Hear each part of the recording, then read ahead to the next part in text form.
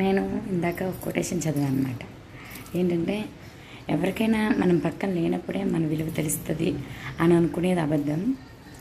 మన ప్లేస్లో ఇంకొక పర్సన్ వచ్చి వాళ్ళు ఆ పర్సన్తో హ్యాపీగా ఉంటారు అంటే మన ప్లేస్లో ఇంకొకరిని వెతుక్కుంటారు అన్నదే నిజం అని. అది అబద్ధం. ఎందుకో చెప్పనా, ఇప్పుడు చూసే జనాల దగ్గర లోకువైపోకూడదను, లేదంటే కన్న వాళ్ళని, మన చుట్టూ ఉన్న బంధువులని, రిలేషన్స్ని బాధ పెట్టకూడదను ఆ ప్లేస్లో ఇంకొకరు వస్తారు. ఆ ప్లేస్లో ఉంటే ఏంటంటే ఆ రిలేషన్కి వాల్యూ ఇస్తారు అంతే. ఒక వైఫ్ అనుకోండి, వైఫ్ని మిస్ అయ్యారనుకోండి, తను నాకు వైఫ్ అంతే, తనకి నేను హస్బెండ్, ఒక బాధ్యత అట్లా.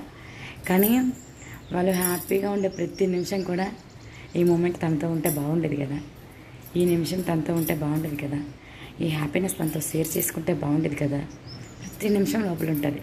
కానీ అది బయటికి చెప్పలేరు. అందుకని ఆర్టిఫిషియల్గా ఒక నవ్వు అనేది మొహం మీద పెట్టుకొని చూస్తూ ఉంటారు.